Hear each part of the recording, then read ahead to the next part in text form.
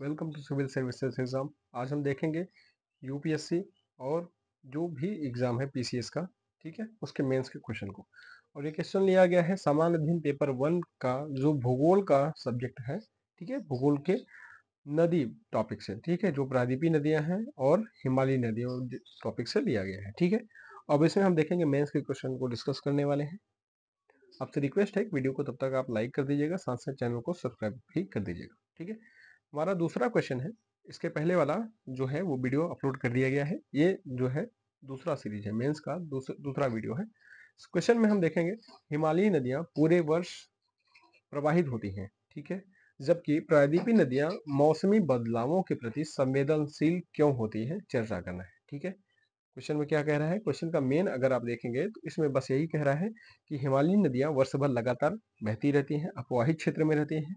वहीं प्रायद्वीपीय नदियों की अगर बात की जाए तो ये गर्मियों के मौसम में, ठीक है, गर्मी के मौसम में इनका प्रवाह मंद हो जाता है, मतलब ये लगभग सूख जाती है, ठीक है। क्वेश्चन में इतना ही है कि ऐसा क्यों होता है, बदलावों के प्रति संवेदनशील क्यों होती है, चर्चा करना है। ये 8 नंबर का क्वेश्चन होने वाला है, ठीक है, 8 अंकों का क्वेश्चन होगा। जितने भी क्वेश्चन आते हैं 150 शब्द के, वो 8 अंक के होते हैं, ठीक है, पीसीएस में। और अगर आईएएस में देखें तो ये 12 होते हैं और जो 250 शब्द के होते हैं वो 20 नंबर के होते हैं, ठीक है। चलिए बिना देर करते हुए हम आंसर को शुरू कर रहे हैं। आपसे रिक्वेस्ट है कि अगर आपने चैनल को सब्सक्राइब नहीं किया है तो प्लीज़ चैनल को सब्सक्राइब कर लीजिएगा और साथ-साथ वीडियो को लाइक ज़रूर कर दीजिएगा, ठीक है, पूरा देखिएगा। और डेली आपसे जो रिक्वेस्ट किया है कि आप एटलीस्ट 1 या 2 क्वेश्चन पर डे लिखिए, बिना किसी संकोच के, वो सही लिख रहे हैं या गलत लिख रहे हैं, आप एटलीस्ट लिखिए, पॉइंट व्यू बनाइए, आप 2-3 पॉइंट बनाइए, क्वेश्चन को तोड़िए, ब्रेक करिए, उसके बाद आप आंसर लिखना शुरू करेंगे तो definitely you can achieve what are you want, ठीक है। चलिए हम शुरू करने वाले हैं। तो परिचय हम सबसे पहले देखें। हिमालय की नदियां जैसे गंगा, यमुना और ब्रह्मपुत्र जो होती हैं, ये 12 मासी प्रवाह बनाए रखती हैं, ठीक है। जबकि प्रायद्वीपीय नदियों की अगर बात की जाए जैसे गोदावरी, कृष्णा और महानदी, ठीक है, इनके निर्वहन में मौसमी परिवर्तन होते रहते हैं, ठीक है। ये अंतर जो है अलग अलग भौगोलिक जलवायु और जल विज्ञान संबंधी कारकों के कारण उत्पन्न होते हैं, जो इनके प्रवाह को प्रभावित करते हैं, ठीक, इम्पैक्ट डालते हैं। अब शॉर्ट में बात किया जाए तो जैसे हिमालयी नदियाँ होती हैं, वो लगातार वर्ष भर अपवाहित क्षेत्र में रहती हैं, ठीक है, गतिमान क्षेत्र में। और प्रायद्वीपीय नदियाँ मंद संचलन में हो जाती हैं, मतलब कहीं-कहीं सूखती हैं, कहीं-कहीं चलती रहती हैं। अब इसके कारक क्या हैं? इसके कारक हैं भौगोलिक, जलवायु और जल विज्ञान संबंधी कारक, ठीक है? उसी को हम देखेंगे। सबसे पहले हम डिस्कस करने वाले हैं भौगोलिक कारक के बारे में, ठीक है? भौगोलिक कारक में हम देखेंगे हिमालयी नदियों वर्सेस प्रायद्वीपीय नदियों के बारे में, ठीक है? इनके प्रवाह के बारे में हम देखेंगे। चलिए शुरू करते हैं। तो हम सबसे पहले देखेंगे उत्पत्ति का स्रोत और जल आपूर्ति के बारे में, ठीक है, कि इनकी उत्पत्ति कैसे होती है, सोर्स क्या है, और जल की आपूर्ति मतलब लगातार जो जल मिलता है, इनको जल कहाँ से मिलता है। हिमालयी नदियों की अगर हम बात करें तो ये नदियाँ हिमालय के ग्लेशियर और बर्फ के ढके क्षेत्रों से निकलती हैं, जो पूरे वर्ष निरंतर जल आपूर्ति सुनिश्चित करती रहती है, ठीक है। हिमालयी नदियाँ जो हैं, जो हिमालय वाले क्षेत्र में है, क्योंकि वो ठंडा क्षेत्र है, ठंडा क्षेत्र होने के कारण वहाँ पे ग्लेशियर और बर्फ वाले क्षेत्र अधिक होते हैं, ठीक है। ग्लोबल वार्मिंग की वजह से और जो वैश्विक तापन है, इसकी वजह से बर्फ लगातार पिघल रही है। इस वजह से इनकी जो है निरंतर जल की आपूर्ति होती रहती है। ये नदियाँ जो हैं, वो हिमालयी नदियाँ बर्फ के पिघलने से इनको निरंतर वर्ष भर जल की आपूर्ति होती है। अगर उदाहरण में हम देखें तो गंगा नदी जो है वो गंगोत्री ग्लेशियर से निकलती है और ब्रह्मपुत्र नदी तिब्बत में चिमायुंगडुंग ग्लेशियर से निकलती है, ठीक है। गर्मियों के दौरान पिघलते ग्लेशियर उनके प्रवाह में महत्वपूर्ण योगदान देते हैं। जब गर्मी का मौसम आता है तो ये ग्लेशियर और भी ज्यादा तरीके, मतलब तेजी से पिघलते हैं, जिससे कम वर्षा की क्षतिपूर्ति हो जाती है।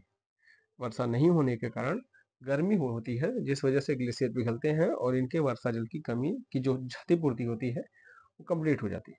अब वहीं प्रायद्वीपीय नदियों की अगर हम बात करें, इनकी उत्पत्ति और सोर्स की और साथ साथ जल आपूर्ति की, तो अधिकांश प्रायद्वीपीय नदियां वर्षा पर निर्भर करती है। वर्षा मतलब मानसूनी नदियां होती हैं, ठीक है, जो अपनी जल आपूर्ति के लिए दक्षिण पश्चिम मानसून पर बहुत अधिक निर्भर होती हैं, जो ITCZ होती है।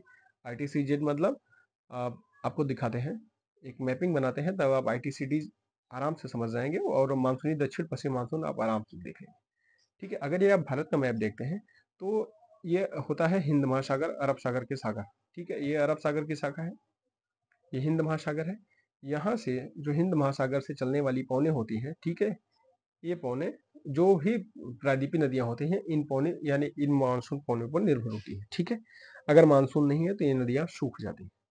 ITCZ का यही मतलब है कि जो वायु यहाँ से निकलती है, हिंद महासागर की शाखा है वही, ठीक है, मानसून पर बहुत अधिक निर्भर है। अगर उदाहरण में देखें तो गोदावरी नदी पश्चिम घाट के त्रयंबकेश्वर से निकलती है और कृष्णा नदी महाराष्ट्र के महाबलेश्वर से निकलती है, ठीक है। गैर मानसून महीनों में वैकल्पिक जल स्रोतों के अभाव में ये नदियां प्रायः सूख जाती हैं और इनका प्रवाह कम हो जाता है, ठीक है। मानसून नहीं होता, वर्षा की कमी के कारण ये नदियां प्रायः सूख जाती हैं, जबकि गर्मियों के मौसम में भी हिमालयी नदियां निरंतर जल आपूर्ति बनाए रखती हैं, क्योंकि गर्मियों में ग्लेशियर और बर्फ पिघलते हैं, ठीक है। इसलिए इन नदियों को, जैसे गंगा हो गई, ब्रह्मपुत्र, इनमें प्रवाह लगातार बना रहता है, ठीक है। वर्षा की जो कमी होती है वो पूरी हो जाती है। अब हम दूसरा देखेंगे, जलवायु प्रवाह, ठीक है। जलवायु के द्वारा इनके ऊपर क्या प्रभाव पड़ते हैं, ऐसा क्या है इन नदियों के ऊपर जलवायु का इम्पैक्ट पड़ता है, चलिए उसको हम डिस्कस करेंगे। अब हिमालयी नदी और प्रायद्वीपीय नदी, हम दोनों के बारे में देखेंगे, जलवायु के क्या प्रभाव पड़ते हैं इसमें।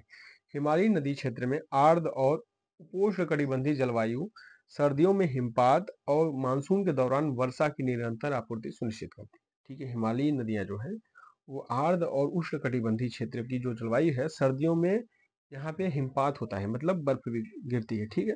वही मानसून के दौरान वर्षा की लगातार आपूर्ति सुनिश्चित करती है। अगर उदाहरण के तौर पर देखें तो गंगा के सहायक नदियां जैसे कोसी, तराई क्षेत्र के उच्च वर्षा वाले क्षेत्रों से वर्षा प्राप्त करती है, ठीक है। कोसी नदी जो है उसे बिहार का शोक भी कहते हैं, ठीक है, बिहार का शोक भी कहा जाता है कोसी को। इसके द्वारा वहां की फसलों को काफी नुकसान होता है। अगर हम प्रायद्वीपीय नदियों के बारे में बात करें तो प्रायद्वीपीय भारत में अर्ध शुष्क उष्णकटिबंधीय जलवायु के कारण स्पष्ट मौसमी परिवर्तन होता रहता है, ठीक है। यहाँ पे गर्मी, ठंडी, बरसात स्पष्ट रूप से देखने को मिलता है। उदाहरण देखें तो कावेरी नदी, तुंगभद्रा जैसी नदियां दक्षिण पश्चिम मानसून के दौरान उच्च प्रवाह का अनुभव करती है, मतलब यहाँ पे वर्षा, मतलब जल का जो है वो घनत्व तो बहुत अधिक होता है, हाई डेंसिटी में होती है, लेकिन शुष्क मौसम के दौरान इनके प्रवाह में बहुत कमी हो जाती है, मतलब यहाँ का जो जल होता है वो बहुत कम या एकदम निचले प्रवणता स्थल पे आ जाता है। प्रवर्तक मतलब ढलान, ठीक है। चलिए अगला देखते हैं, जलग्रहण क्षेत्र और भू विज्ञान के बारे में, ठीक है। हिमालयी नदियां वो जो है वो कितने जलग्रहण क्षेत्र को अरेंज करती हैं और उनके भू विज्ञान स्थिति क्या है। भूविज्ञान मतलब उनकी जो जमीनी स्तर है, ठीक है, लैंड स्तर है, उसको हम देखेंगे और साथ साथ प्रायद्वीपीय नदियों के बारे में हम देखेंगे। हिमालयी नदियां इन नदियों के बड़े जलग्रहण क्षेत्र और उनके व्यापक सहायक नदी नेटवर्क कुशल जल संग्रहण की अनुमति देते हैं, ठीक है। इस हिसाब से अगर हम देखें तो शॉर्ट में अगर हम देखें तो ये क्या कहते हैं, अपवाह क्षेत्र, ठीक है। अगर इस लाइन को हम शॉर्ट में डिकोड करें इसे हम बोलेंगे अपवाह, ठीक है। ब्रह्मपुत्र और दिबांग और लोहित जैसी बड़ी नदियां एक विशाल जलग्रहण क्षेत्र सुनिश्चित करती हैं, ठीक है। इनका जलग्रहण जो अपवाह क्षेत्र है वो बहुत है। युवा और विवर्तनिक रूप से सक्रिय हिमालय में क्षरण की अधिक संभावना है, जिससे अवसाद का भार बढ़ जाता है और प्रवाह को बनाए रखता है, ठीक है। वही प्रायद्वीपीय नदियां क्या है, इन नदियों का जलग्रहण क्षेत्र छोटा होता है, ठीक है। जलग्रहण क्षेत्र छोटा होता है, ये कठोर क्रिस्टलीय चट्टानों वाली प्राचीन स्थिर स्थलाकृतियों से निकलती हैं, जिससे भूजल पुनर्भरण सीमित हो जाता है। कठिन भूभाग और सीमित पारगम्यता, ठीक है, पारगम्यता मतलब सैलों के अंदर जाने वाली जल, ठीक है, के कारण मौसमी वर्षा का जल शीघ्र ही प्रवाहित हो जाता है, ठीक है।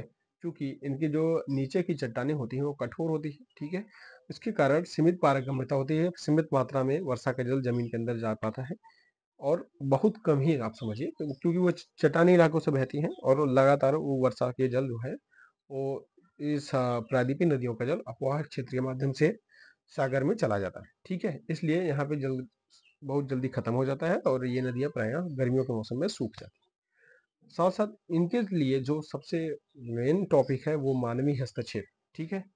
ये आपका आपदा वाले चैप्टर से भी मैच कर लेगा, ठीक है, डिजास्टर मैनेजमेंट वाले चैप्टर से भी मैच करेगा, ठीक है। हम मानवीय हस्तक्षेप के बारे में देखेंगे, हिमालयी और प्रायद्वीपीय नदियों के बारे में। हिमालयी नदियां क्या है, हिमालयी नदियों की बारहमासी प्रकृति उन्हें सिंचाई और जल विद्युत परियोजनाओं के लिए उपयुक्त बनाती है, जिससे प्रवाह को विनियमित करने में मदद मिलती है, ठीक है। जैसे बांध वगैरह बन रहे हैं तो इसके जो जल के प्रवाह है उसको मैनेज किया जा सकता है। जैसे उदाहरण हम देखें तो भागीरथी पर टिहरी बांध, ठीक है, गंगा पर फरक्का बैराज सिंचाई नेविगेशन के लिए प्रवाह के प्रबंधन में सहायता करता है, ठीक है। टिहरी बांध कहाँ है? उत्तराखंड में है, ठीक है, और ये भारत का सबसे ऊंचा बांध है टिहरी, ठीक है, भागीरथी नदी पे बना है। प्रायद्वीपीय नदियों के बारे में अगर हम देखें तो सिंचाई और पेयजल के लिए मानसून आधारित नदियों पर अत्यधिक निर्भरता उनकी मौसमी प्रकृति को बढ़ा देती है। उदाहरण में हम देखें तो महानदी पर बने हीराकुंड बांध जो कहाँ पे बना है? उड़ीसा में बना है, ठीक है। हीराकुंड बांध कहाँ पे बना है? उड़ीसा में बना है। ग्रीष्म काल के दौरान प्रायः भंडारण स्तर कम हो जाता है, ठीक है। एक बात और आपको बताते चले, जो ग्रीष्म काल में इनके जो जल हैं वो सूख जाते हैं, वहीं जब मानसून आती है तो ऐसी नदियों में बाढ़ की समस्या भी बहुत अधिक होती है, ठीक है। जो भी नदियां ग्रीष्म काल में सूख जाती हैं, ठीक है, ध्यान दीजिएगा इस बात को, उस नदी में मानसून के दौरान बाढ़ की स्थिति प्रायः आपको देखने को मिलेगी, ठीक है। अगर हम इस सब को डिस्कस करने के बाद लास्ट में हमारा होता है कंक्लूजन, जिसे हम निष्कर्ष बोलते हैं, ठीक है। आपको हर क्वेश्चन के लास्ट में निष्कर्ष आपको लिखना होगा। निष्कर्ष को आप लिख सकते हैं और ये इंपॉर्टेंट रोल प्ले करता है आपकी आंसर राइटिंग में, ठीक है। निष्कर्ष हम देखते हैं, हिमालयी नदियां हिमनदों के पिघलने, बड़े जलग्रहण क्षेत्रों और अनुकूल जलवायु परिस्थितियों के कारण अपनी बारहमासी प्रकृति को बनाए रखती हैं, जबकि प्रायद्वीपीय नदियां मानसून पर निर्भरता, भूगर्भीय बाधाओं, ठीक है, भूगर्भ के क्षेत्र के अंदर मतलब जो इसकी चट्टाने हैं, शैल हैं, वो कठोर चट्टाने हैं, ठीक है, इसलिए इसके रंध्रों में जल जा नहीं पाता और वो प्रायः बह जाता है, और छोटे जलग्रहण क्षेत्रों के कारण मौसमी विविधता का सामना करती है, ठीक है। मतलब जो प्रायद्वीपीय नदियां हैं इनके अपवाह क्षेत्र भी क्या है? वो कम है, ठीक है।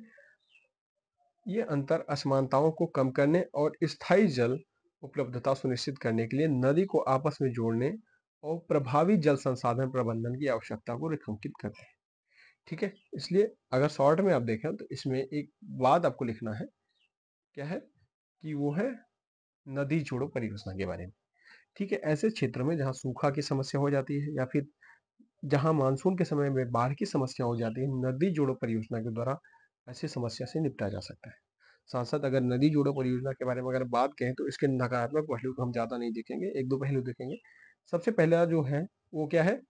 जो सिंचित क्षेत्र है, ठीक है, सिंचित क्षेत्र या कृषि क्षेत्रों की कमी हो जाएगी, ठीक है। क्योंकि अगर अगर नदियां बन रही हैं तो नदियों को रास्ते को अगर आप डैमेज करेंगे, ठीक है, मान लीजिए इस एरिया में खेती अच्छी होती है किसी चीज़ की, तो वहाँ पे अगर आप नदी ले जाएंगे तो यहाँ डैमेज प्रॉब्लम करेगा, ठीक है।